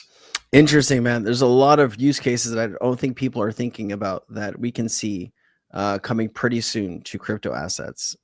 And pretty interesting to hear him getting into that. Yeah, man. Ito's been blocked, man. So, I don't know what exactly did it for Ito, like what happened. I do know that like somebody was like blackmailing him, and he decided not to pay that person, and that person shut down his channel. And I don't know if they have some kind of bot that auto reports the channel, but he was taken down off most of all the platforms. And the crazy thing is, accounts that are stealing Ito's content, their accounts are still up, but his accounts are taken down. It's very sad. Very sad. A lot of YouTubers and people on X have been targeted recently. And, it's a crazy world we live in. It's a crazy world we live in. And I hope he gets back on soon, man. He's a good guy. And I wish him the best, man. I really do.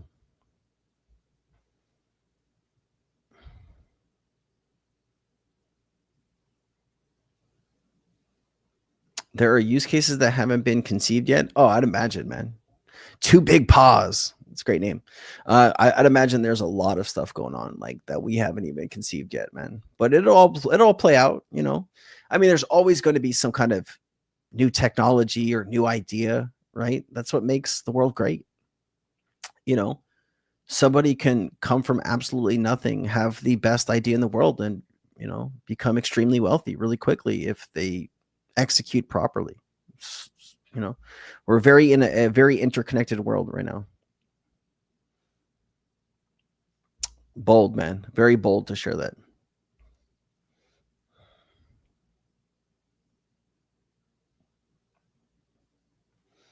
Yeah, man. It's been interesting to see the ZBIC wars go back and forth.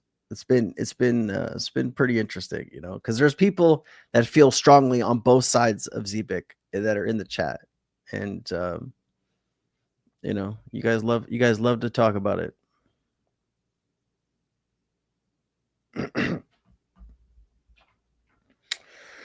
Crypto still has a long way to go with all the people trying to steal and scam. Yeah, man, it does. It does.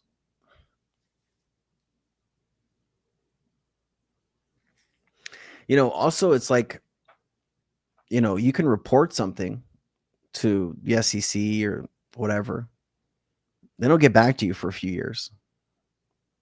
If somebody steals your money, right? Or, you put money in something scams and shuts down, you need somebody somewhere to do something quickly. Because if you wait too long, that money's gone. And it's not a good system. It's not a good system.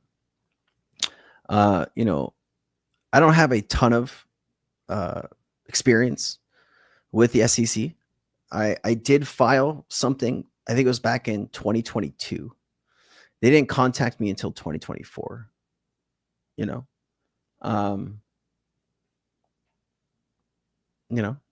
know what you do about that. Yeah, man. I know. I've been spending more time trying to ban certain scam comments in my chat, and like I could spend 10 hours a day banning bots and I wouldn't get anywhere. And so I've told my team recently to spend, a few minutes every single day, look at the latest scam that's being pushed out, ban that word, ban every form of that word. And, we're going to try to get it under control a bit now, but it's still, I don't think YouTube wants to get it. Yeah. YouTube doesn't want to get it under control. Like, it's comments for YouTube. Like they, think about it. If you are advertising on YouTube, okay, now, I don't know, this probably, might get me in trouble, but if you're advertising on YouTube, okay, they're going to give you data on whatever, right? Oh yeah, we get a billion comments a day or something. What, I don't know what the number is. I haven't looked into it, but how many of those comments are from scam and bots? Probably like 80%, right? And so it's been a problem for years. It's probably been a problem for decades. Like, I've only been on YouTube the last, 4 or 5 years. But they wanted to invest time and money into fixing it. They sure haven't done it yet. So I don't know, man.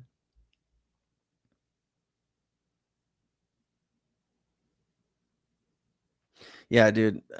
Listen, guys, never, ever, ever, ever read a YouTube comment and then assume that's maybe a successful thing to buy in the crypto market.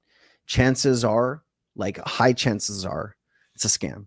Especially if multiple people are talking about the same thing over and over again, it's 100% a scam. Be careful. If you connect your wallet to the wrong thing and you have all of your crypto in that wallet, you're going to lose all that crypto. You got to be very, very careful, guys. Very careful. Oh, I appreciate that, Chad. Appreciate that, man. I know sometimes people don't like it when I keep it real, but that's all I got, man. That's all I got, man. That's who I am. Where's the AI crypto project? Yeah, see, Williams got it right here. Where's the AI crypto project to fight scam bots? Dude, I'd be an investor in that if the technology worked. I'd be an investor in that. All right, let me do this, guys. Let me take final comments here.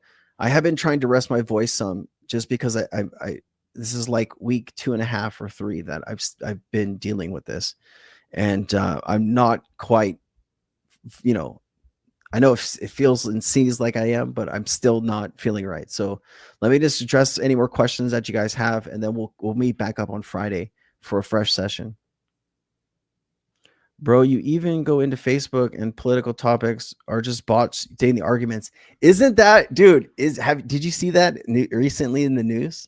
Right, that like there's a bot accounts on X that are bots, right? And they're pushing like, oh god, I don't want to get into it, man. I don't want to get into it because like we're gonna piss off some people in the chat. But look into that if you're interested in going down that rabbit hole. It's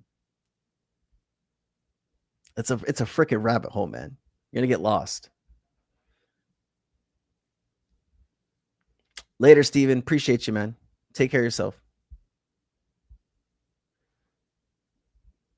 dead internet theory is actually real. I don't know what that dead internet theory is. It's like most of the internet is now fake. Is that what is? It's all like, I know that a lot of like Instagram posts and Pinterest and all that stuff, it's like 90% of it's like AI generated now, right? So it's like, are you watching something that's real, or are you watching something that's just now fake?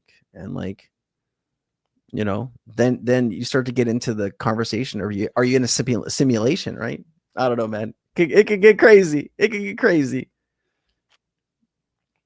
Man, I've been Musca honey. Where the fudge muffins do I find Musca honey? I will look that up. I will look that up, man.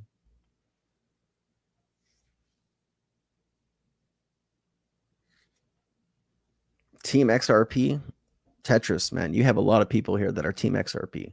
Love that, man. Appreciate you, bro. Social media warfare, yeah, you know, it's exhausting, man. It's exhausting. It really is. It really is. And I don't know, man. Whales pay for bots to drive up the price. That, I mean, yeah, absolutely. It's. I mean, if you really understood all of the stuff that happens, you know, it would be a, you know, you start to shake your head at some of these companies, like they are purposely allowing all this to happen because of profits. You know, I don't know if that's ever going to change, man. It's greed. It's greed. Probably won't ever change. I have some good local honey. I have some of the best honey in Hawaii. You want me to show you what it is? Oh my God, you have to get this honey. I'll be right back. I'll show you. Hold on.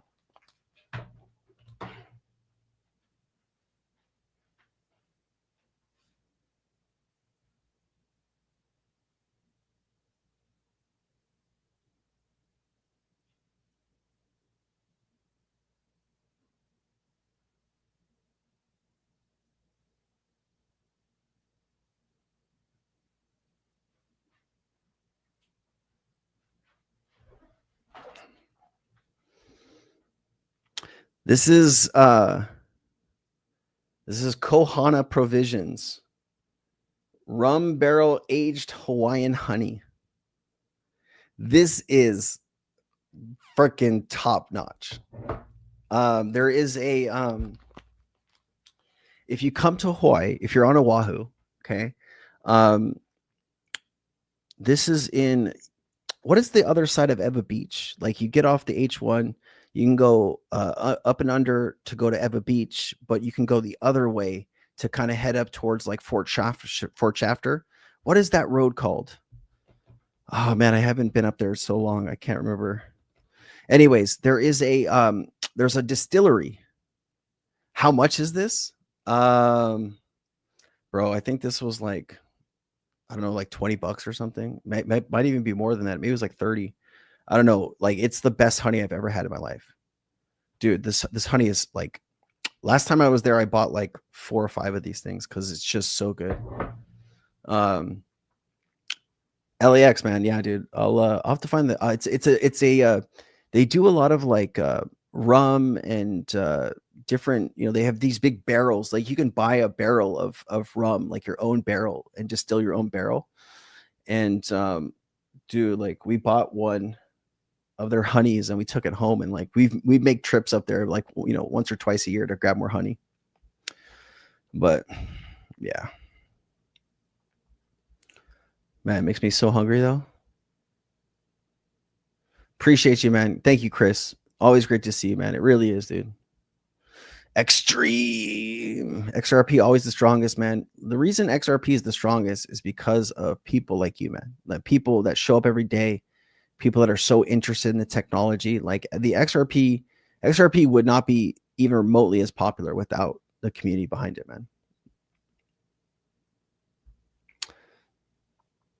I you know, remember, just don't forget to take profits along the way.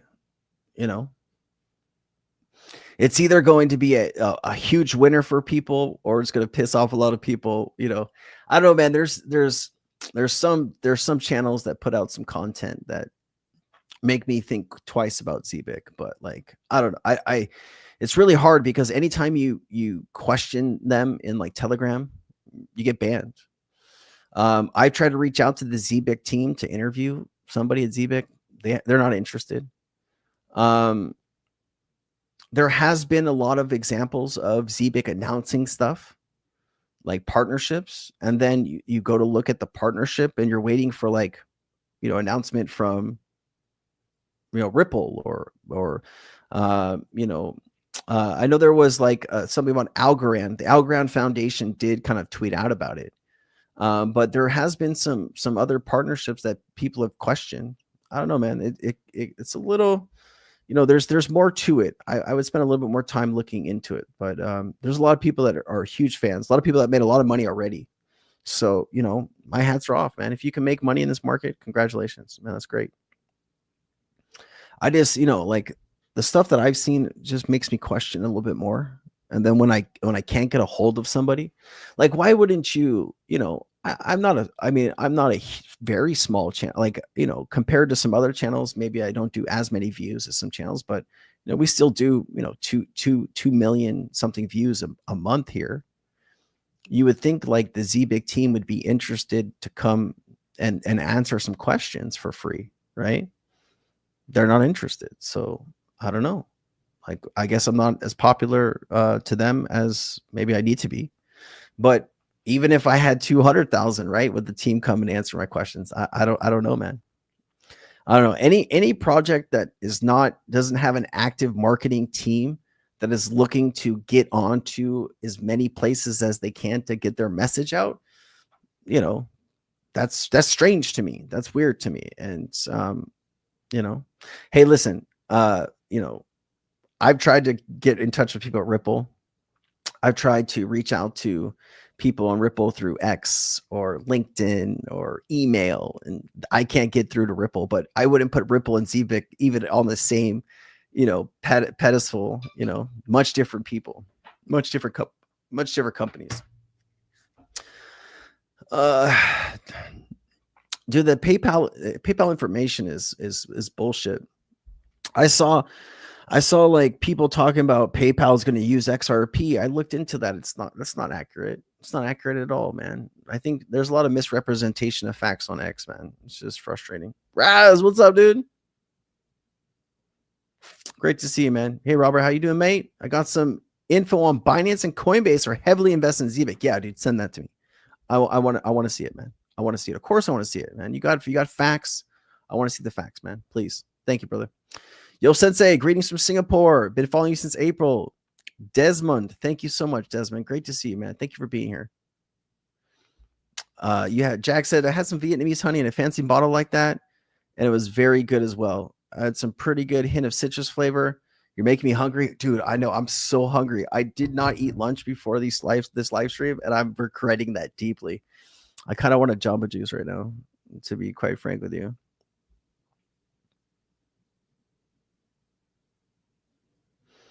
Christopher has a good comment here. Being successful in crypto or in life in general requires a balance between caution and risk.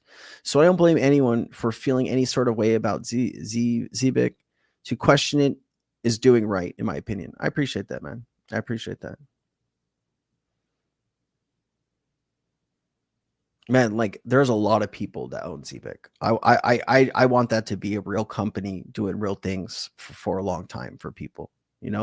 I just, when I feel like when I start learning about something and like walls keep getting put up in front of me, like now I'm trying way too hard to be in something that maybe like something somewhere is telling me like, this is not right for you. There are so many crypto assets. There's so many, there's tens of thousands, 100,000 crypto projects. It's only a few, maybe 100 good use cases. And I've kind of picked my battles and where I feel comfortable right now in my life, and I'm okay with that. It's great to see people be successful. I want people to be successful. People that spend time on this channel, I want to see those people do well. I really do. XRP is the Kevin Bacon of crypto.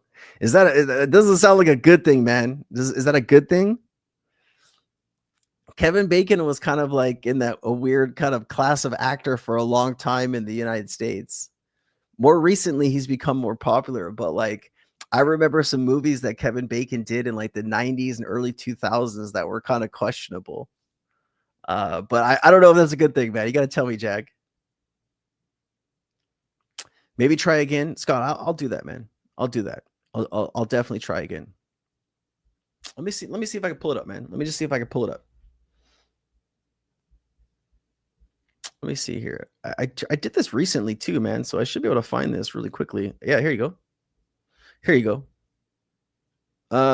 I'll show you the.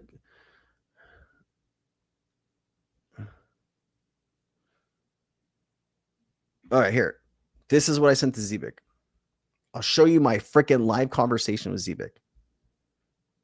This is my exact conversation. All right, hold on. I can see that I didn't take a good enough picture. Hold on. Okay, there you go. Here's my conversation with Zebik. Okay, you can see that it's there. It's there at X. Zebik Network, 279,000 followers. Okay. Are you guys working with YouTubers to get the word out about the project? Like, I'm just trying to get them to respond to me at this point. Okay. I'm interested in speaking with the CEO or someone on the team, if possible. And then, nothing. This is a month, June 17th, July 17th. I know these dates look the exact same, but this is 30 days have gone by with nothing. I said, I find it strange you guys don't want to respond to, people trying to verify if you're real or a rug pull. My audience wants some real answers from you guys. Like, I'm just trying to get them to respond to me at this point, right? And they won't respond to me. So I have no idea. My account might not be big enough for them. But I've definitely tried. I will try again, though. I don't think I'm going to get anywhere. But I will try. I'll try again, man. I haven't run into too many projects outside of like XRP or like ADA or something like that I can't get a hold of a founder. Usually they'll respond because they want the free publicity. Like, why wouldn't you? I don't know, man. It's crazy. I started buying, let's see here. Extreme says, started buying XRP this year because of you, Sensei. Now I feel much more, now I know much more things about XRP, and I know that I'm going long. Man, I love that. You're educating, you're growing, you're learning, and hopefully you're making money. Like, that is beautiful. Thank you so much. I appreciate you spending this time with me. It means the world to me. Give me a real prediction for XRP. Do you watch my content? That's all I do, is give you real projections or real information.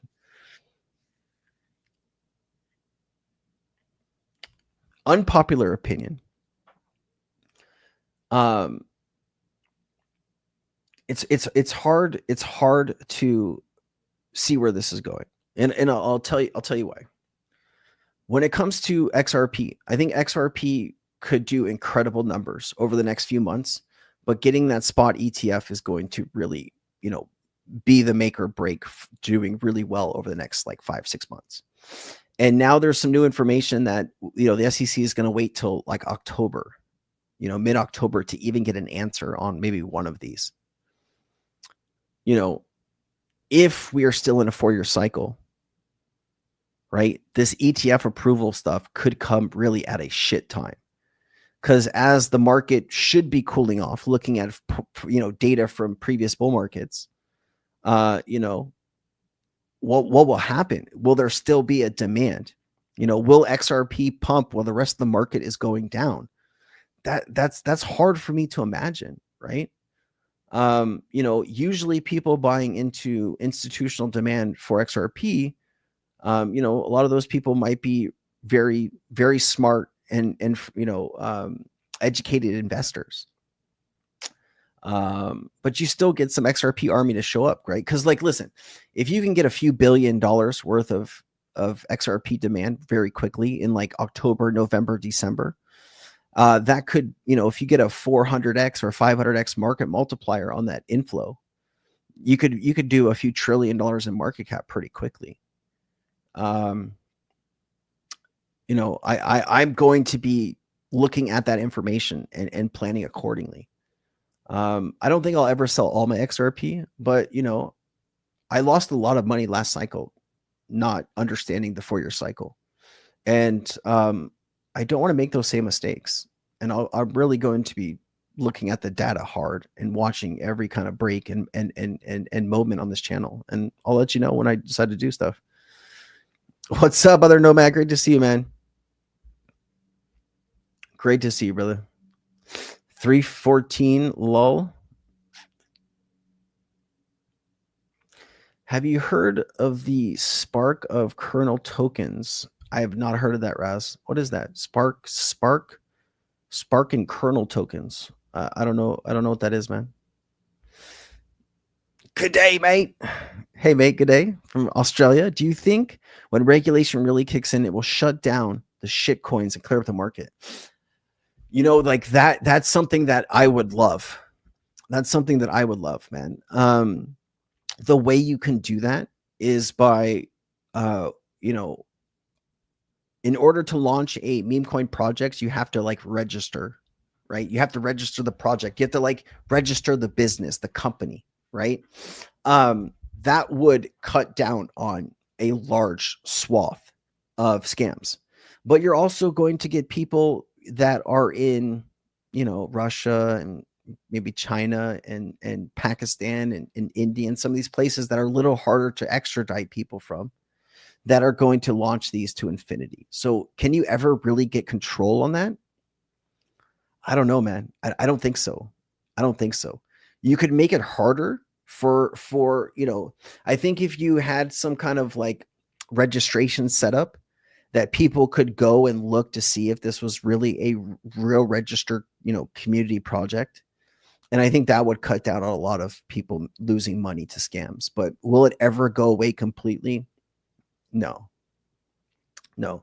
I mean, the stock market has been there for, you know, 100 years, and you still have, you know, scams and different things that happen in that ecosystem as well. It's just, you have to be frugal, and it's just, you know, it's very difficult sometimes. Well, thank you for being here. Yeah, man. I know. Jake sees stuff that I don't. Jake sees stuff that I don't. I think it would be unethical for me to get up here and say XRP could go to $2,500 in the next 5 months. I just not something I agree with him with. Hey, listen, like if Jake's right on this, and I make, you know, a few $100 million because I was wrong about this, I would be happily to make an apology video to Jake about it. But I think Jake has a large following now, and you know, he's getting a lot of people excited because they think he knows everything, and you know, that could play out great for him if it works out, but it could also backfire on him if it doesn't. So you know, I hope he's right for a lot of people's sakes that are listening to that guidance. You know, Jake knows some stuff that other XRP influencers don't. He's got some, I heard he's got some NDAs, and he knows people at Ripple and other companies, and you know, and maybe he's doing it for views and clicks. I don't really know. You know, I try to get Jake to come back on the channel. I've interviewed Jake several times, and he's not interested. You know, he's not interested. So we'll see, man. I'm sure there's going to be a lot of people that hold him accountable if he's wrong. I think he said a lot of things, man. I think he said $2,500. I think he said $750 to the end of this year. Like, he bet somebody named Scams in his community about that. I think he said $2,500 in 2026, if memory serves me correctly. We'll see, dude. We'll see, man. I really hope he's right. Claver's a $300 million man, so he knows something, man. Like, I really hope. There's a lot of people, like, as you can see in the chat, there's a lot of people that are listening to him right now.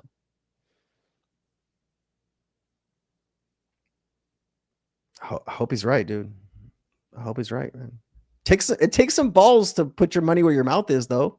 But I mean, he's got to have a fuck ton of money. You know, if he loses 4,500 XRP to this bet, you know, it's nothing. It's not a huge loss in his eyes, you know. So we'll see how it all works out, man. Claver said 750 by the end of the year. Yeah, Rob, thank you, man. I appreciate that. Thank you for helping clarify that up, man. I think that's what it was said. Appreciate you, Rob. I mean, 750 obviously is a little bit easier to achieve than 2,500, but that's still like, we are at $3 right now. Okay, so you're talking about a 200x, larger than a 200x from our current price. Well, like 250x, 250x right now. That's a lot of cheddar. That is a $50 trillion market cap or higher for XRP. 50 trillion. Fuck. Let me ask you this question though, audience. If XRP hits $750 by the end of this year and Jake's right, are you taking profit? That's what I want to know. Or are you holding strong? You know, that's the question. I mean, it's kind of fun to live in the what if world. No, man, I you know, like I think Raz, I think in the early days, like metal had some kind of shadiness going on with it or something. I don't know, man. Like I tried to look into this before a year ago or 2 years ago, and like I just didn't like what I found. I know that they've been kind of going a little more mainstream recently, but I don't know what you know, man. So if you have some good information on metal, send it over to me and I'll try to take a look at it. But like the hard part is like, do I sell XRP or do I sell ADA? Do I sell XLM to buy, you know, something else? Right. You know, I could take money that I make from YouTube or partnerships and put it into that too, you know, but I've just been buying more of the things that I know that are still be here in a few years, that I know a lot about, that I feel comfortable about. That's the tough part, man. If the lawsuit didn't happen, it would probably be around $30. You're probably right. JGR, probably right, man. Probably would have been higher, right? Could be. I love this. J Rose says if XRP goes to that price, I can go to Hawaii. I love that, J Rose. I love that, man. Well, you come visit me if you do, okay? Huddle, baby, long term. Christopher says, F that, he ain't selling anything.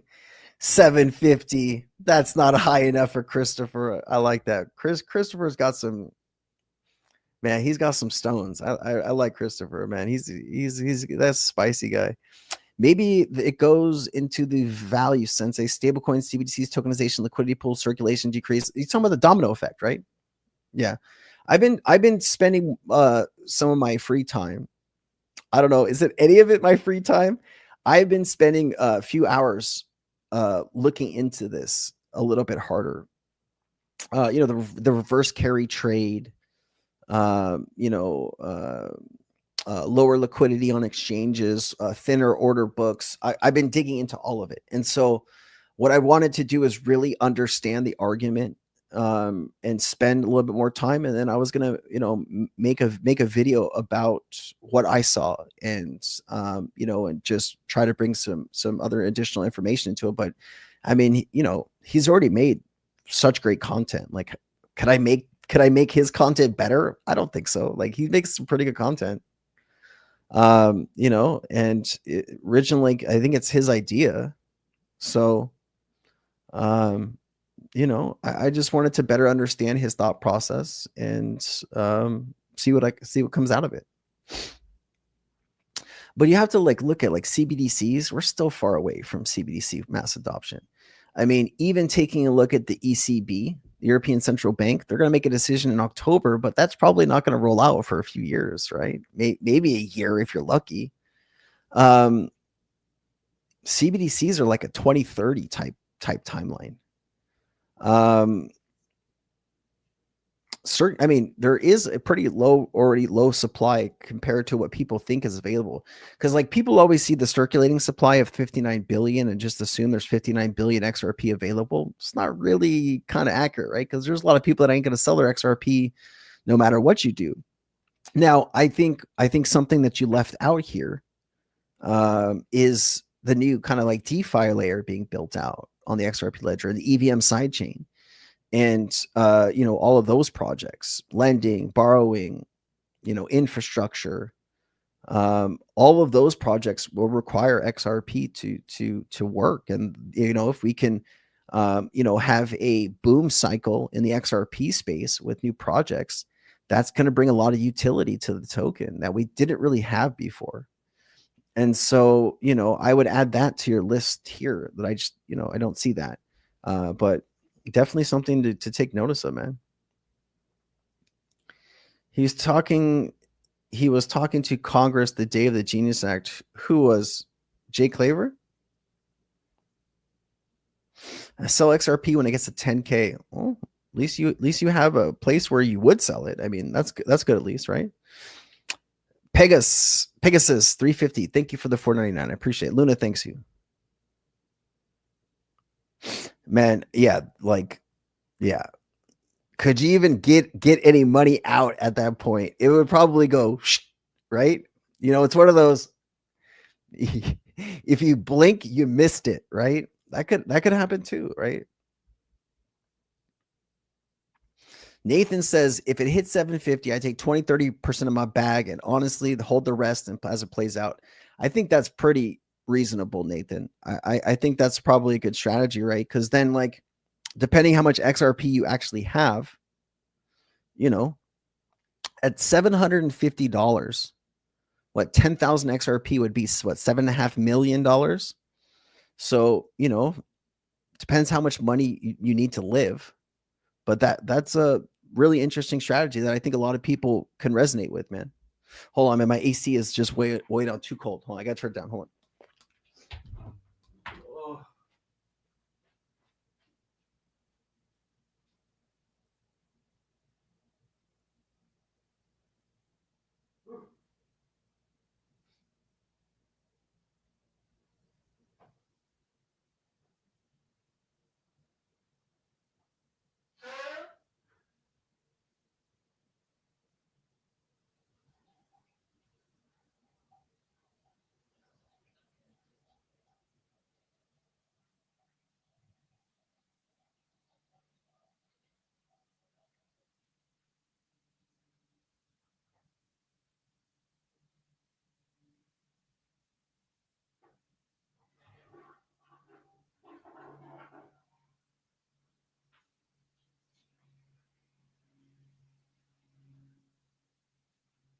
Oh my God, I'm so tired, Luna. All right.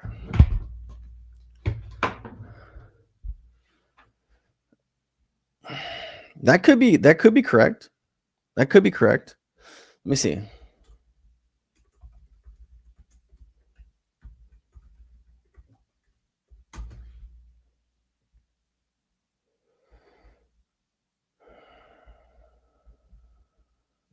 Let's see here. There you go. 88% is issued on Ethereum. Not 60 to 70, Janar. 88% is issued on it.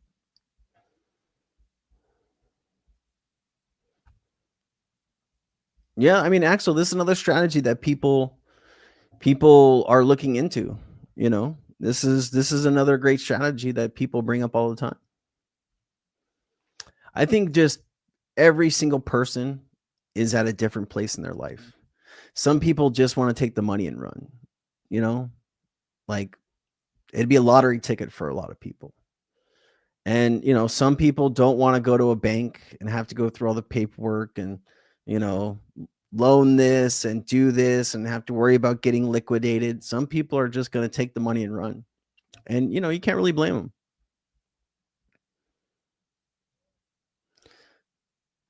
That's so there has been no confirmation from Ripple about ZBIC. I've researched this. There is no announcement from Ripple about ZBIC, and there's no information about ZBIC and Ripple. Now, I've seen ZBIC say that they want to work with Ripple, but I've never seen anybody from Ripple who is, I would consider substantial. Brad Garlinghouse, David Schwartz, Chris Larson, even though he doesn't really say too much. Anyone on their team, I heard him talk about it.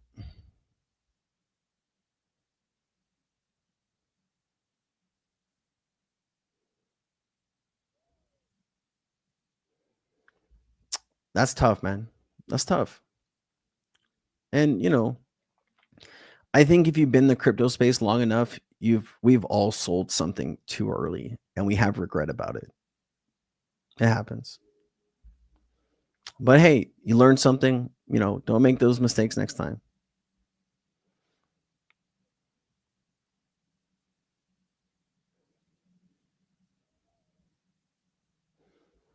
Let's see here. Claver said that all things have to line up. Yeah, of course, right? Like you're talking about a 250x market cap, from 200 billion to 50 trillion. A lot of things have to line up, right? And what are the chances? Like, can you give me a statistical number on what the chances of all of those things lining up are? Maybe I'll research that. Let me put a note. Let me put a note in my phone. I've been looking into all of this.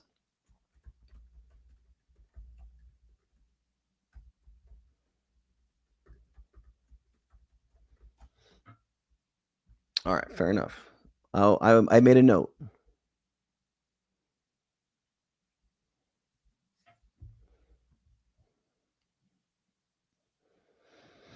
All right, guys, listen, we're closing the 2-hour mark. I could sit here for another hour and talk with you guys. I'm just exhausted. So I'll see you guys on Friday. We're gonna have a new stream on Friday. New questions, new information. We'll go through it all, and I'll try to do some more research between now and Friday to better understand all of these different things that we're talking about here. So I appreciate it. If anyone needs to get a hold of me, send me an email. I'll try to get back to all that stuff as quickly as I can. I appreciate you. I love you guys. Thank you so much for your support, and I'll see you guys. Aloha.